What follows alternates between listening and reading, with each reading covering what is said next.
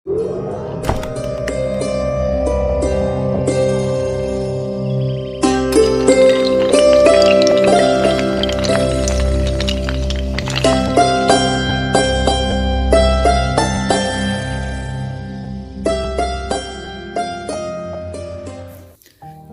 जवाहरलाल नेहरू, बच्चों के लोकप्रिय चाचा नेहरू।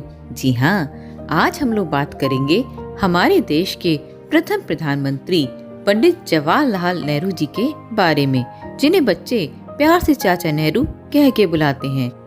पंडित नेहरू का जन्म 14 नवंबर 1889 ईस्वी में इलाहाबाद में पंडित मोतीलाल नेहरू के घर हुआ था। इनकी माता का नाम स्वरूप रानी था।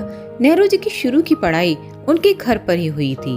अपने शिक्षक मुंशी मुबारक अली के प्रभाव के कारण नेहरू जी के मन में अंग्रेजों की गुलामी के प्रति विरोध की भावना उठने लगी।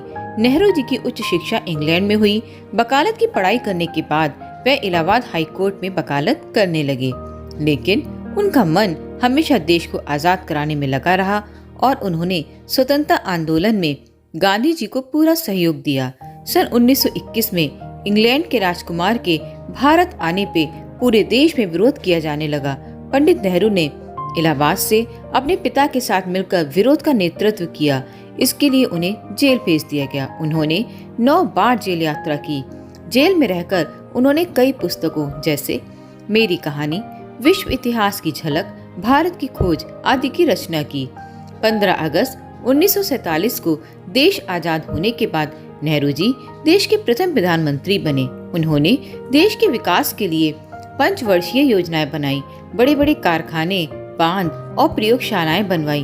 नेहरू जी का मानना था कि जहां इंसान की भलाई का कार्य होता है, वही सबसे बड़ा तीर्थ होता है। पंडित नेहरू देश के विकास के लिए परमाणु ऊर्जा का प्रयोग करने के भी पक्षधर थे, लेकिन विनाश के कार्यों में परमाणु ऊर्जा के प्रयोग को वह गलत मानते थे। पंडित नेहरू अत्यधिक परिश्रमी व्यक्ति थे। कवि रॉबर्ट फ्रॉस्ट की पंक्तियों को वे आदर्श मानते हैं। वन है सुंदर और सघन, पर मुझको वचन निभाना है।